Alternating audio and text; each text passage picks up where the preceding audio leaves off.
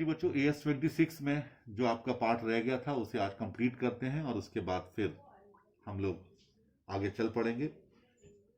देखिए बेटे, एक छोटा सा मैं आपको डायग्राम बना करके समझाता हूं कि किस तरीके से रिसर्च और डेवलपमेंट के खर्चों में कब कितना पोर्शन आप कैपिटलाइज करेंगे, इनटेंजिबल असेट की तरह ट्रीट करेंगे, और कितना पोर्शन आप रेवेन्यू की तरह ट्रीट करेंगे।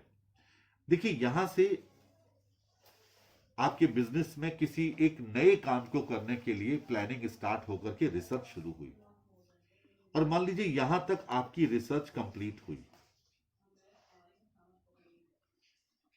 आप कहेंगे सर रिसर्च क्या होती है? रिसर्च एक ओरिजिनल और प्लान्ड इन्वेस्टिगेशन है जिसको इसलिए किया जाता है कि किसी नई साइंटिफिक और टेक्निकल नॉलेज जो हमारे बिजनेस के लिए जरूरी हो उसको प्राप्त करने के लिए, उसे ऑब्टेन करने के लिए, उसे गेन करने के लिए। Research is original and planned investigation undertaken with the prospect of gaining new scientific और टेक्निकल नॉलेज एंड अंडरस्टैंडिंग। ये रिसर्च है। इसमें क्या खर्च होता है? मटेरियल की कॉस्ट, सर्विसेज यूज्ड और consumed, cost of personal directly engaged in research, overhead incurred on research, or any other expenditure directly attributable to research, such as fees to registrar, fees to register a legal right, and the amortization of patent and licenses that are used for research. ये सारे खर्चे जो research से जुड़े हुए हैं, ये सब के सब खर्चे रिसर्च की कॉस्ट में इंक्लूड किए जाते हैं। और ये रिसर्च एक्सपेंसेस जरूरी नहीं कि हमारी वो रिसर्च पास हो जाए या फेल हो जाए, जरूरी नहीं कि वो पॉजिटिव रिजल्ट दे। इसलिए AS26 के मुताबिक 0 से लेकर के और रिसर्च तक के सारे खर्चे, इनको हम एक्सपेंसेस मानेंगे और इनको P&L अकाउंट में डेबिट करेंगे। यानी इसको इनटेंजिबल असेट आपको नहीं मानना है, रिसर्च के खर्चों को याद रखिएगा। इसके बाद बारी आई, रिसर्च कंप्लीट हो गई, मैनेजमेंट ने इसे अप्रूव कर दिया कि हां, जिस ऑब्जेक्टिव के लिए आपने रिसर्च की थी, हम अपने उस ऑब्जेक्टिव को पूरा करने के लिए हमें कुछ फाइंडिंग्स मिल गई हैं। कोरोना वैक्सीन पर रिसर्च शुरू हुई, और रिसर्च शुरू होने के बाद जो एक कंट्रोलर है जो कंट्रोल करता है रिसर्च को, ड्रग कंट्रोलर, वो चेक करता है कि जो वैक्सीन बनी वो वैक्सीन हां एक्चुअल में कोरोना को रोकने के लिए सहायक होगी। अब इसके बाद इसके ट्रायल शुरू हुए। अप्रूवल के बाद तो वहां से डेवलपमेंट की प्रोसेस शुरू हो गई। ध्यान से सुनना मेरी बात। इसके ट्रायल शुरू हुए, रिसर्च तो हो चुकी है कि ये केमिकल, ये चीज इस वायरल को रोकने के लिए, इस वायरस को रोकने के लिए कारगर है, ये रिसर्च था। इसके बाद ट्रायल शुरू हुए। ट्रायल शुरू होने के बाद ये डेवलपमेंट की प्रोसेस शुरू हो गई यहां से। क्योंकि डेवलपमेंट की प्रोसेस भी दो प्रकार से होती है। एक वहां तक जहां तक डेवलपमेंट का कोई एक पर्टिकुलर प्रोटोटाइप या एक मॉडल बनकर तैयार नहीं हो जाता, और उसके बाद फिर वो मास प्रोडक्शन के लिए आगे बढ़ जाता है, वो भी डेवलपमेंट है। तो डेवलपमेंट के दो प्रोसेस हो गए। एक यहां तक जहां तक प्रोटोटाइप बनकर के तैयार हुआ, जैसे वैक्सीन का जब ट्रायल पूरे हो जाएंगे और ट्रायल के रिजल्ट जब सामने फिर रखे जाएंगे ड्रग कंट्रोलर के सामने, WHO के सामने, उसके बाद वो कहेंगे हां साहब आपकी वैक्सीन अब पूरी तरीके से सुरक्षित है, लोगों को लगने के और जब वहां से मंजूरी मिल जाएगी कि अब आप आम जन में इसको लगाने की शुरुआत करो, तो वो भी डेवलपमेंट है। लेकिन वहां पर से लेकर के उसके बाद के खर्चे, ये फिर सारे खर्चे एक्सपेंसेस की तरह ट्रीट किए जाएंगे और पीएनएल में इनको शो किया जाएगा। लेकिन जो बीच वाले खर्चे थे, रिसर्च कंप्लीट होने से और उसका एक मॉडल या एक प्रोटोटाइप तैयार होने तक के खर्चे, इनको इनटेंजिबल असेट माना जाएगा अंडर AS 26। दोबारा समझ लीजिए कि डेवलपमेंट का जो पहला प्रोसेस होता है, प्रोटोटाइप या मॉडल बनने से ठीक पहले, वो खर्चे सिर्फ इनटेंजिबल असेट माने जाएंगे। और जब उसका प्रोटोटाइप या मॉडल बनकर तैयार हो जाएगा, उसके बाद के खर्चे वो फिर पीएनएल में जाएंगे। यानी रिसर्च एंड डेवलपमेंट पहले भी पीएनएल से शुरू होता है और लास्ट भी पीएनएल से होता है, बस खाली बीच के खर्चे ये जरूर जाते हैं इंटेंजिबल असेट बनकर के असेट साइड में। डेवलपमेंट क्या है? Development is the application of research findings और other knowledge to a plan or design for the production of new or substantially improved material, devices, products, processes, system or services prior to the commencement of commercial production or use। यानी यहां जो मैंने आपको एक चित्र में माध्यम दिखाया, यहां से कॉमर्शियल प्रोडक्शन शुरू होता है। कॉमर्शियल प्रोडक्शन के शुरू होने से पहले या यूज के शुरू होने से पहले की प्रोसेस को हम क्या कहते हैं? डेवलपमेंट कहते हैं। और उसके बाद जो डेवलपमेंट हो रहा है वो खाली कॉमर्शियल प्रोडक्शन के लिए ही हो रहा है। अब इसका ट्रीटमेंट क्या है? Should be included in the cost of N intangible asset arising from development. ठीक है, इसके लिए कुछ कंडीशंस का सेटिस्फाई होना बहुत जरूरी है, otherwise it have to be recognised as expenses. वो कंडीशंस क्या है? Number 1, the technical feasibility of completing the intangible asset so that it will be available for use or sale. यानी टेक्निकल फीजिबिलिटी जरूर होनी चाहिए कि हाँ, जो हम काम कर रहे हैं, जो डेवलपमेंट कर रहे हैं, वो टेक्निकली फीजिबल है, यानी तकनीकी रूप से वो दक्ष है, यानी अपने ऑब्जेक्टिव को पूरा करने के लायक है। Second, its intention to complete the intangible asset and use or sell it. उनकी इंटेंशन है डेवलपमेंट करने के लिए, करने से पहले, कि हाँ, वो आगे चल करके इसको कॉमर्शियली सेल करेंगे या यूज करेंगे। अगर हमारा सेल करने का उद्देश्य ही नहीं है या उसे यूज करने का उद्देश्य ही नहीं है, तो डेवलपमेंट क्यों कर रहे हो भाई? आप इंटेंजिबल असेट के लिए क्या कहते हैं? जिसके फ्यूचर इकोनॉमिक बेनिफिट मिल पाए। और फ्यूचर इकोनॉमिक बेनिफिट तभी तो मिल पाएंगे जब आप किसी चीज को आगे यूज करेंगे या उसको आगे चल करके कॉमर्शियली सेल करेंगे। कोरोना वैक्सीन का डेवलपमेंट तभी तो हो रहा है कि आगे चल करके पूरे वर्ल्ड में लगेगी, और लगने के बाद भी वो बंद डब्बों में थोड़ी रख दी जाएगी, फिर रख दी जाएगी कि बाई चांस कभी कोरोना फिर डेवलप हुआ किसी और लेवल पर। अब जैसे ये कोरोना की वैक्सीन अभी अभी थोड़ी रिसर्च हो गई है, इससे पहले जो कोरोना आया था, जो सार्स के रूप में था, उसका नाम भी कोरोना था, कोविड था। आप देख लीजिएगा, डिटॉल की हैंड वॉश वाली बॉटल्स के ऊपर, पुरानी आपके घर पड़ी हो, उसके ऊपर कोरोना लिखा है, इफेक्टिव इन कोरोना, चेक कर लेना। यानी कोरोना पहले भी आया था, कोविड पहले भी आया था, लेकिन 19 में जो आया, 2019 में, वो ज्यादा खतरनाक आ गया, वो ज्यादा इफेक्टिव है, वो ज्यादा जल्दी डेवलप करता है, फैलता है लोगों के बीच में, इसलिए उसको नाम दे दिया गया कोविड-19। तो वो फिर वैक्सीन आगे काम आएगी। तो इसलिए ये इंटेंशन होनी चाहिए कि उसका हम आगे प्रोडक्शन करेंगे या सेल करेंगे। तीसरा, it's ability to use or sell the intangible asset, कि उसे इंटेंजिबल असेट की तरह हम यूज करेंगे या फिर आगे सेल करेंगे। यानी वो जो पेटेंट बन रहा है, वो जो वैक्सीन बन रही है, जो कंट्री बना रहा है, आगे चल करके वो दूसरे कंट्री को भी ये अपने जो रिसर्च है कि कौन सा मटेरियल कितना मिलाया गया उसमें, वो आगे सेल भी किया जा सके। And how the intangible asset will generate probable future economic benefit.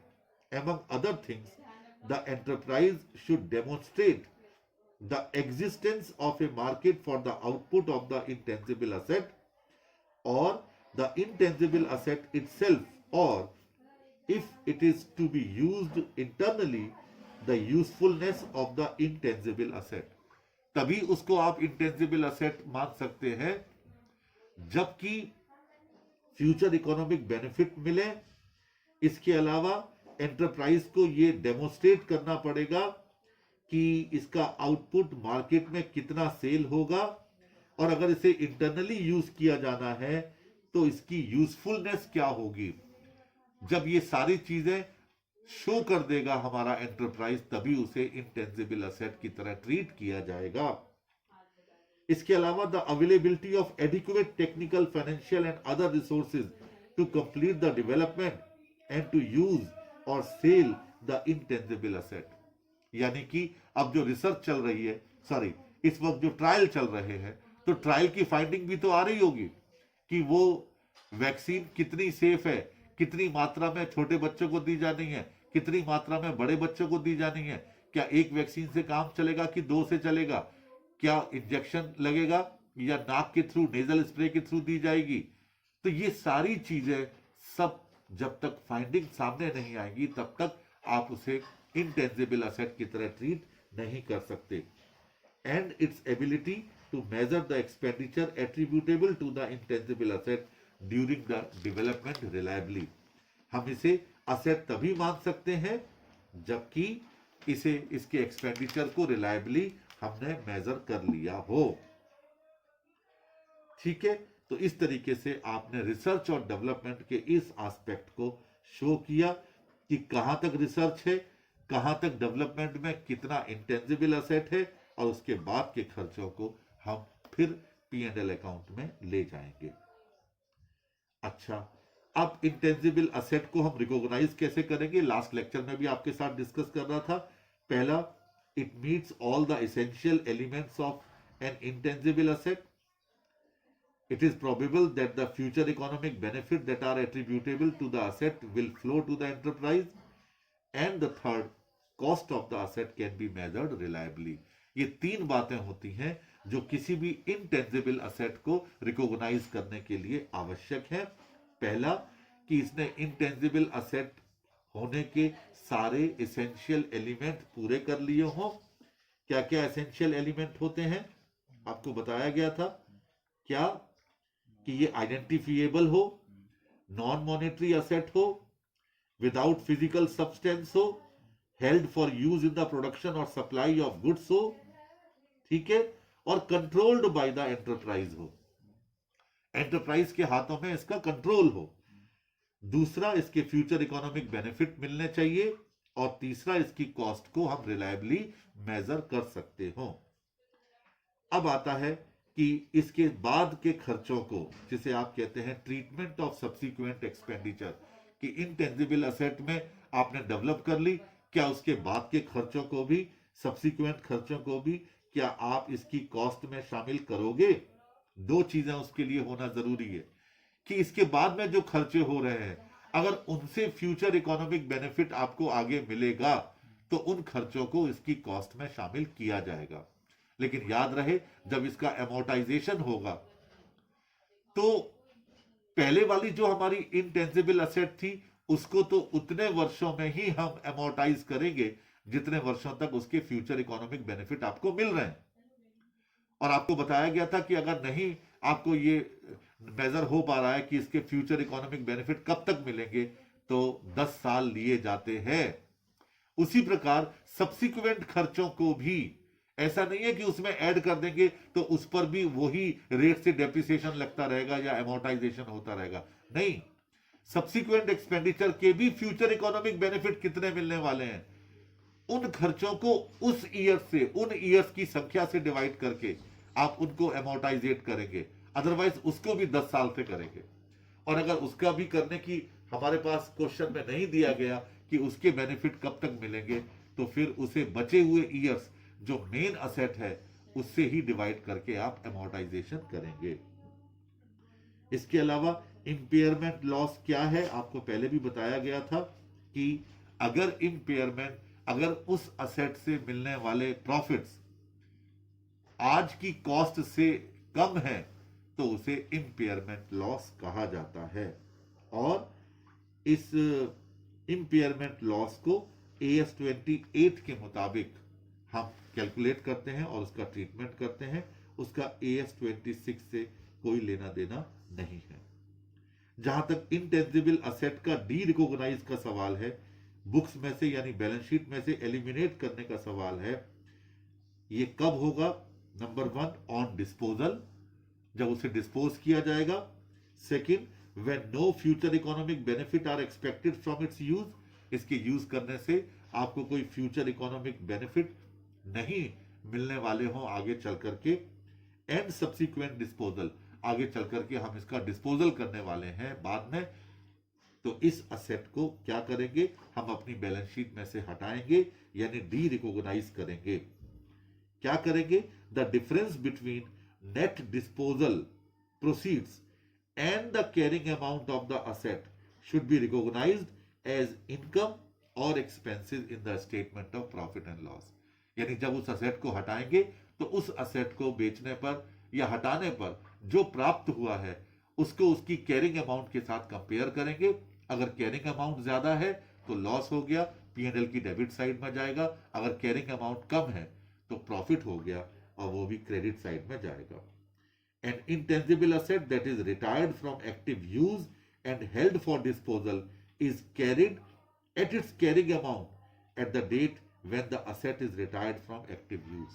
याद रखिएगा, किसी असेट के बारे में अगर कहा जाता है कि अभी आप उसे डिस्पोज नहीं कर रहे हैं, 4 साल बाद करेंगे, लेकिन वो एक्टिव यूज में नहीं है, तो उस असेट को आप कैरिंग अमाउंट पर ही 4 साल तक शो करते रहेंगे, जो कि जिस साल के बाद या जिन 4 साल या 2 साल के बाद आप उसे हटाने वाले हैं उतने साल तक उसे कैरिंग अमाउंट पर ही शो करेंगे। उसका फिर एमोर्टाइजेशन होना रुक जाएगा, ये ध्यान रखिएगा। कोई भी ऐसा ब्रांड, कोई भी ऐसा मर्चेंडाइज, कोई भी पब्लिशिंग टाइटल्स, कोई भी गुडविल जो इंटरनली जनरेट हुई है, ध्यान रखना इंटरनली जनरेट हुई है, उसे असेट की तरह रिकॉग्नाइज नहीं किया जाएगा, ये बात ध्यान रखिएगा।